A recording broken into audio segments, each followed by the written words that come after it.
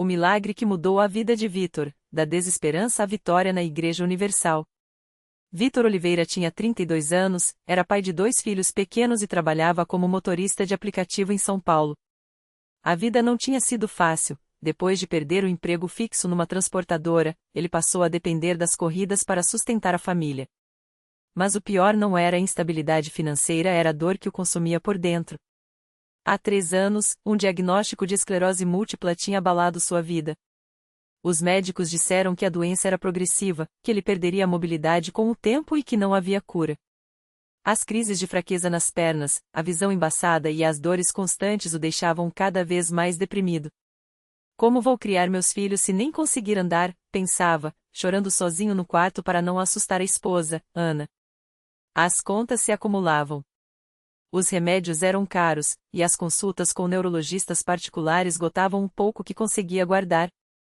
Vitor já tinha vendido o carro da família, um Gol velho, mas herança do seu pai, para pagar as últimas despesas médicas.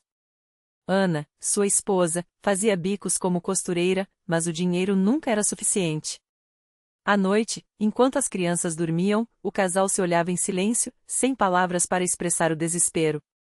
Até que um dia, Ana, que sempre teve fé, mas nunca frequentara uma igreja com regularidade, ouviu no rádio um testemunho de uma mulher que havia sido curada de um tumor depois de participar de uma corrente de oração na Igreja Universal do Reino de Deus. Vitor, e se a gente tentasse? Não temos nada a perder, disse ela, segurando sua mão. No domingo seguinte, com o pouco dinheiro que tinham, pegaram 2 ônibus até chegarem ao Templo da Universal na região da Lapa. Vitor entrou arrastando os pés, com dificuldade para caminhar, apoiado em Ana. O lugar estava cheio, a música tocava alto, e as pessoas cantavam com entusiasmo. Ele se sentiu estranho no início, mas quando o pastor subiu ao altar e começou a falar sobre libertação e milagres, algo dentro dele se mexeu.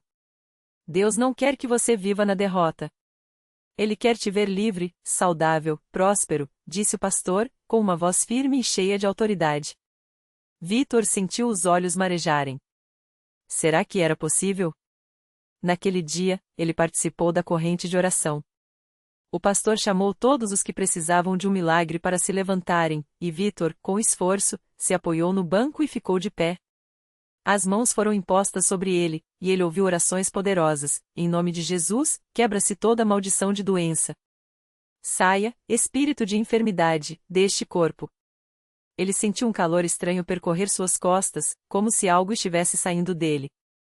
Quando abriu os olhos, estava chorando sem saber por quê.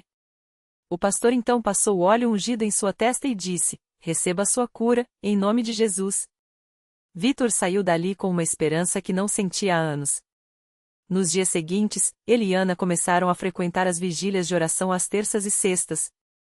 Vitor entregava o pouco que tinha no dízimo e nas ofertas, mesmo com medo de faltar dinheiro em casa. Deus prove as nossas intenções, Ana lhe dizia. Ele também participou da campanha dos 73 dias de jejum e oração, onde jejuava 3 refeições por semana, substituindo-as por água e oração. Não foi fácil, as dores ainda vinham, e às vezes a fraqueza o derrubava, mas ele persistia. Se Deus curou outros, pode me curar também, repetia para si mesmo. Até que, na sexta vigília, algo extraordinário aconteceu. Durante a fogueira santa, quando o pastor estava orando pela quebra de maldições, Vitor sentiu uma dor aguda nas pernas, como se algo estivesse sendo arrancado de dentro dele. Ele caiu de joelhos, e as lágrimas escorriam sem controle. De repente, uma força o fez levantar e, pela primeira vez em anos, ele se sentiu leve. Sem dor. Sem fraqueza. Ele começou a andar pelo salão, primeiro devagar, depois mais rápido, até correr.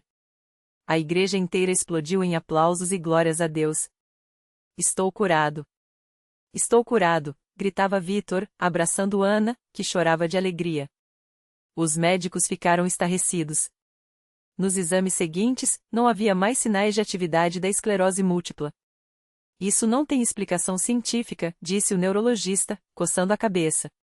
Mas Vitor sabia a explicação: era fé, era o poder de Deus manifestado através da Igreja Universal. Ele não só recuperou a saúde, como também sua vida financeira começou a mudar. Pouco tempo depois, conseguiu um emprego melhor, como supervisor em uma empresa de logística. Ana abriu uma pequena oficina de costura em casa, e hoje eles vivem com estabilidade e paz. Hoje, Vitor é um testemunho vivo nos cultos. Toda vez que sobe ao altar para contar sua história, ele segura o frasco do óleo ungido que o pastor usou nele e diz: "Se Deus fez por mim, pode fazer por você."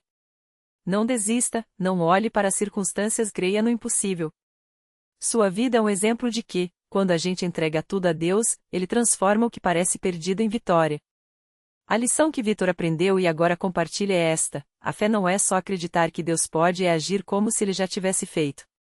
É persistir mesmo quando tudo diz que é impossível.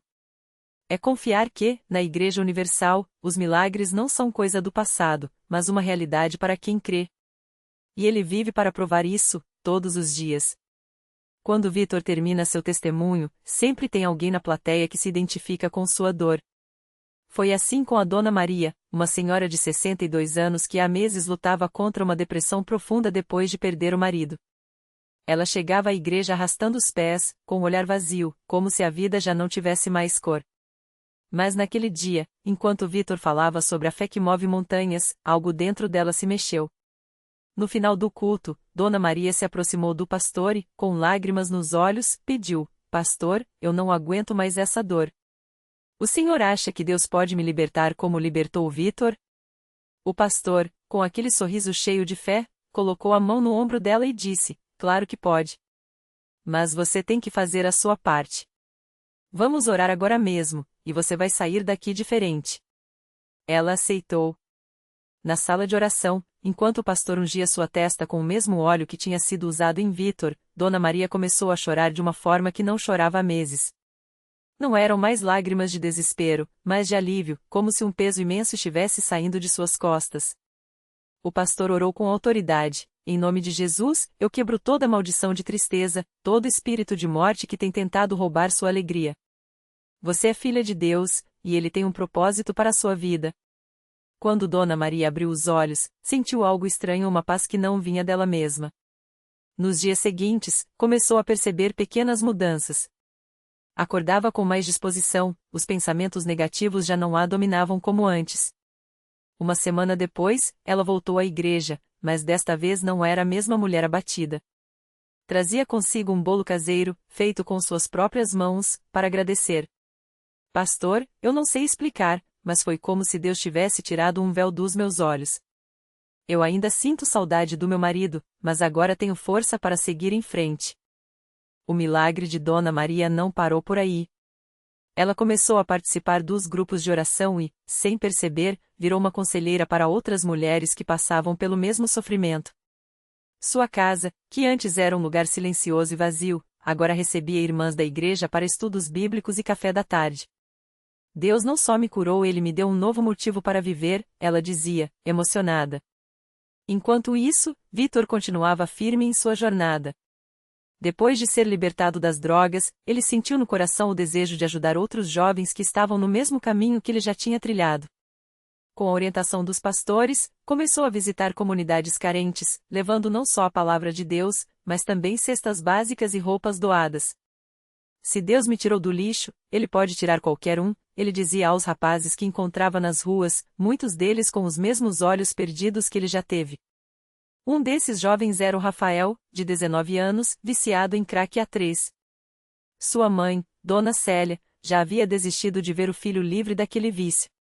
Mas depois de ouvir Vitor testemunhar em um culto, ela o procurou desesperada: "Meu filho está se matando, pastor. Eu já não sei mais o que fazer." Vitor não hesitou. Foi até a casa de Rafael, mesmo sabendo que o rapaz poderia reagir com violência. Quando chegou, encontrou o jovem deitado no chão da sala, quase sem forças. Sem dizer uma palavra, Vitor se ajoelhou ao seu lado, pegou sua mão e começou a orar. Rafael, no início, até tentou se soltar, mas havia algo na voz daquele homem que o fez parar. "Deus está te chamando de volta, irmão. Você não precisa viver assim", Vitor disse, com lágrimas nos olhos. E então, algo sobrenatural aconteceu. Rafael começou a tremer, suar frio, como se uma batalha invisível estivesse acontecendo dentro dele. De repente, ele gritou: "Eu não aguento mais, Deus. Me tira dessa." e ali mesmo, no chão daquela sala simples, Rafael entregou sua vida a Jesus. Nos dias seguintes, foi uma luta. O corpo pedia droga, mas Rafael, pela primeira vez, tinha uma razão para resistir. Vítor não o deixou sozinho, levou-o para a igreja todos os dias, apresentou-o aos obreiros, arrumou um trabalho para ele na oficina de um irmão da fé. Hoje, Rafael é um dos jovens mais ativos do grupo de louvor. Sua mãe, Dona Célia, não cansava de agradecer: eu tinha enterrado meu filho vivo. Mas Deus o ressuscitou. Essas histórias, e muitas outras, se multiplicam na Igreja Universal. Não são contos ou lendas, são vidas reescritas pela fé. Vítor, Dona Maria, Rafael, cada um deles chegou ao altar com um fardo, e saiu com um milagre. Porque quando a gente para de olhar para o problema e começa a olhar para Jesus, tudo muda. A dor vira testemunho, a derrota vira vitória, e o que era impossível aos homens se torna possível para Deus. E a melhor parte: esses milagres não são privilégio de alguns, são para todo aquele que crer. Basta dar o primeiro passo, entrar numa igreja universal perto de você, e dizer: Senhor, eu creio. Faz em mim o que só o Senhor pode fazer. Porque Deus não faz acepção de pessoas. Se Ele fez por eles, Ele pode fazer por você também. A pergunta é: você está disposto a acreditar? Era uma tarde de quarta-feira, daquele jeito quente que só o Rio de Janeiro sabe ter, quando Marisa entrou pela primeira vez na Universal da Tijuca. Ela vinha arrastando os pés, como se cada passo pesasse uma tonelada. No colo, seguria um envelope amassado com a carta de despedida do trabalho, mais uma porta fechada numa vida que já parecia um corredor de portas trancadas. O marido tinha saído há 6 meses, levando não só os móveis da sala, mas também a pouca autoestima que lhe restava. Não sirvo para nada, ela repetia baixinho, enquanto as lágrimas queimavam antes mesmo de caírem. Mas naquela tarde, algo foi diferente. Talvez fosse o sorriso da obreira na porta, que não era daquele jeito forçado de quem só cumpre obrigação, mas daquele que já tinha chorado também e agora sabia o que era ser abraçada por Deus. Ou talvez fosse a música que vinha de dentro do templo, uma daquelas que falam direto na ferida, mas ao mesmo tempo enchem o peito de uma esperança teimosa. Marisa hesitou, mas acabou entrando. Não tinha mais nada a perder. Dentro do templo, o pastor estava falando sobre Elias e a viúva de Sarepta, aquela história da Bíblia em que Deus multiplicou a farinha e o azeite numa época de fome. Deus não muda, ele disse, olhando nos olhos de cada um como se soubesse exatamente qual era a fome de cada pessoa ali. O que ele fez ontem, ele faz hoje. O que falta na sua despensa, ele pode multiplicar. O que morreu no seu coração, ele pode ressuscitar.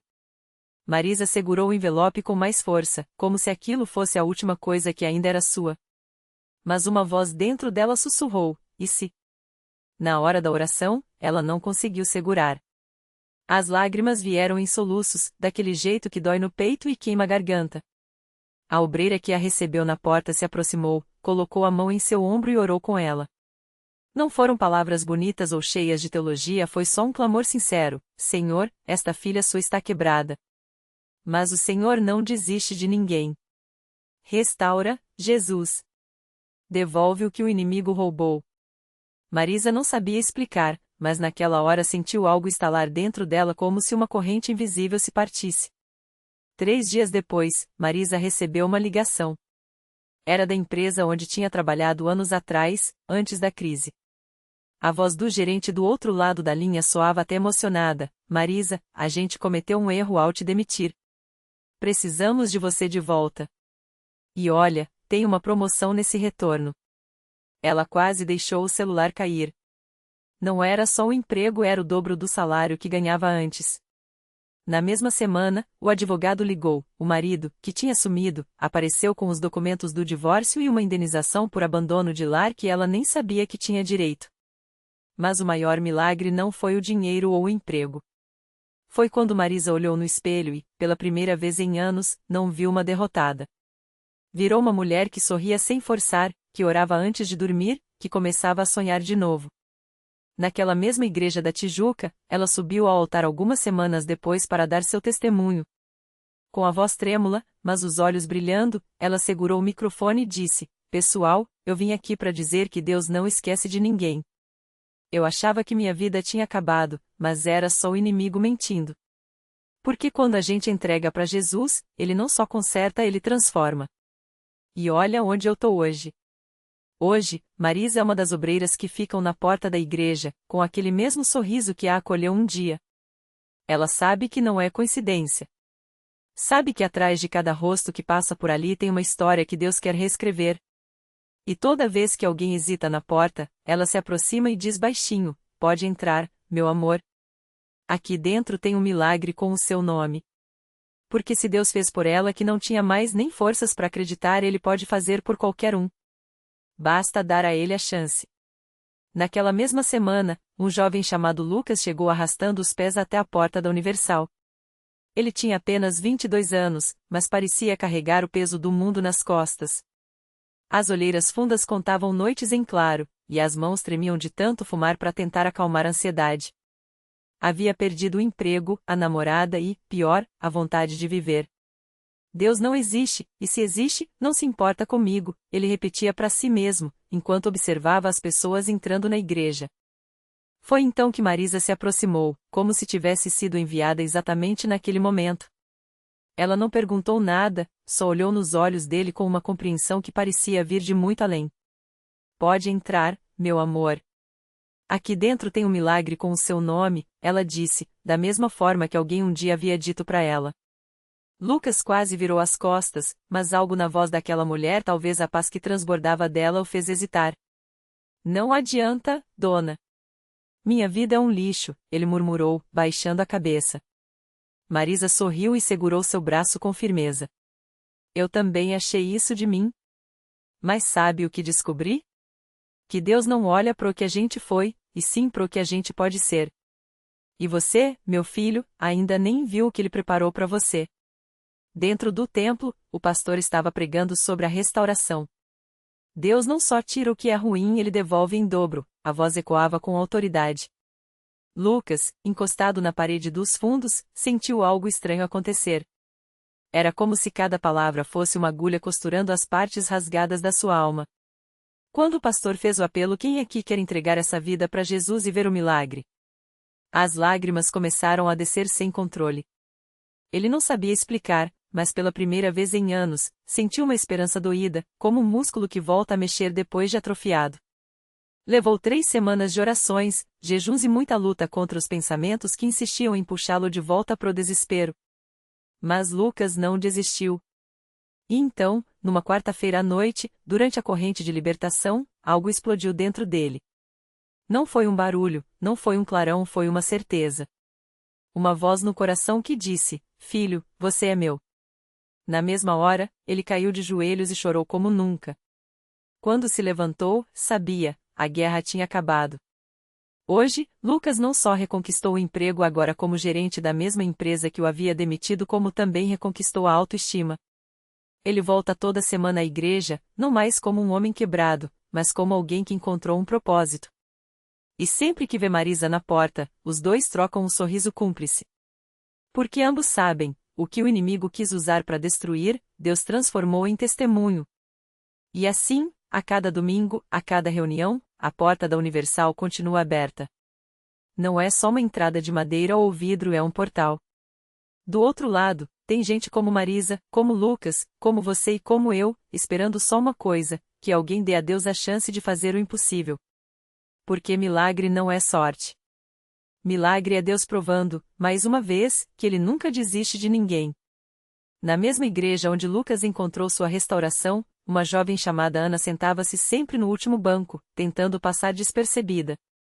Ela chegava atrasada e saía antes do final, como se temesse que alguém notasse as marcas que a vida havia deixado nela. As olheiras fundas, os cabelos sem brilho e as mãos que tremiam ao segurar a Bíblia contavam uma história que ela não tinha coragem de contar em voz alta. Ana tinha 28 anos, mas parecia carregar o peso de décadas. Há 3 anos, um diagnóstico de depressão severa a havia afastado de tudo, do trabalho, dos amigos, até da família. Os remédios ajudavam só até certo ponto, e as noites eram um pesadelo de pensamentos que a convenciam de que ela não merecia viver. Foi numa dessas noites, quando o desespero a levou a ligar para um número que viu num panfleto da Universal, que uma voz calma do outro lado da linha lhe disse: venha, minha filha. Deus está te esperando. Ela veio.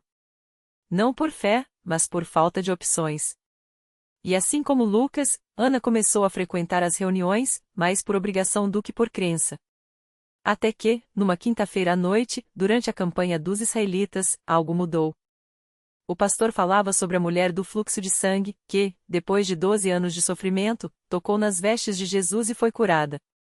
Ela não desistiu. Ela lutou até o fim, disse o pastor, olhando diretamente para os olhos de Ana, como se soubesse que ela estava ali, no fundo do salão, prestes a desistir de tudo. Foi então que Ana sentiu algo estalar dentro dela. Não foi um raio, não foi um barulho, foi uma voz, clara como água: levante-se. Ela obedeceu sem pensar. Tremendo, se levantou do banco e caminhou até o altar. Não sabia o que dizer, não tinha palavras bonitas, só lágrimas. E ali, entre os braços abertos dos obreiros, Ana começou a clamar. Não como quem pede, mas como quem exige: Senhor, eu não aguento mais.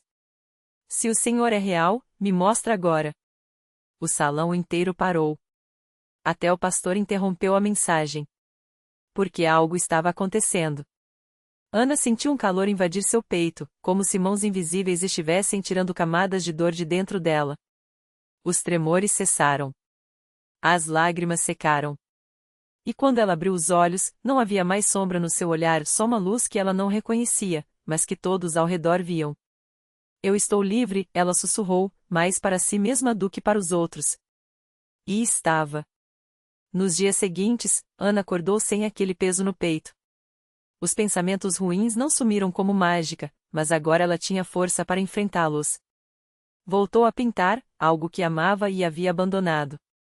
Reatou com a mãe, que chorou ao vê-la sorrir de verdade pela primeira vez em anos.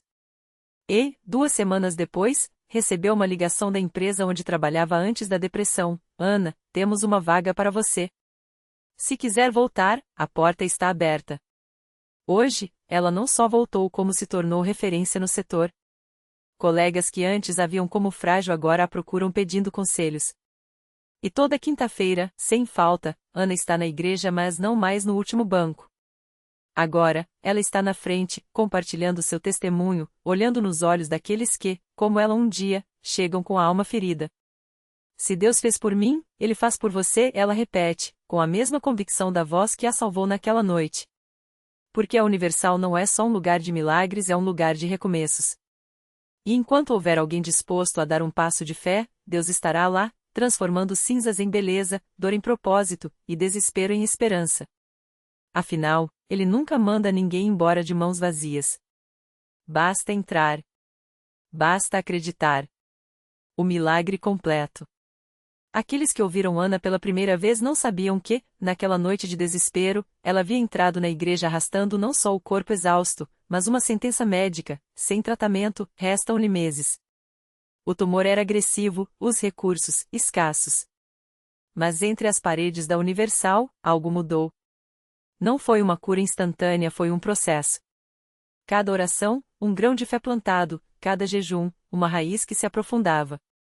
3 meses depois, os exames mostravam o impossível: remissão total. Os médicos chamaram de um caso atípico. Ela chamou de Deus. Anos se passaram, e Ana não apenas sobreviveu, floresceu. Abriu uma ONG para ajudar mulheres em tratamento, usando sua história para acender luz onde havia escuridão. Seu antigo chefe, o mesmo que a demitira com um "você não dá conta", hoje é voluntário em seus projetos.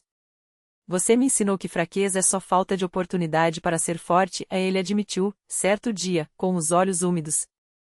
Reflexão final. A vida de Ana prova que milagres não são só mudanças de circunstância, mas transformações de identidade. Deus não tirou apenas a doença dela, tirou o medo, a vergonha, a ideia de que estava condenada. Em troca, deu-lhe um nome novo: vencedora. E é assim que ele age, não apaga as cicatrizes, mas as torna mapas para quem vem depois.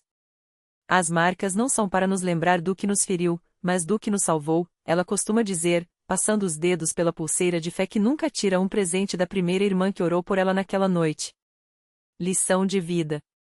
O recomeço não exige que você esteja inteiro, basta estar disposto. Ana entrou na igreja quebrada e saiu reconstruída, não porque merecia mais que outros, mas porque ousou confiar quando tudo dizia não. Hoje, seu testemunho é um convite. Se você está lendo isso com o coração pesado, saiba que a porta ainda está aberta. Não há da igreja apenas, mas há da sua própria história aquela que Deus quer reescrever com você, não por você. Afinal, os maiores milagres começam quando, mesmo tremendo, a gente dá o primeiro passo, e descobre que nunca esteve sozinho.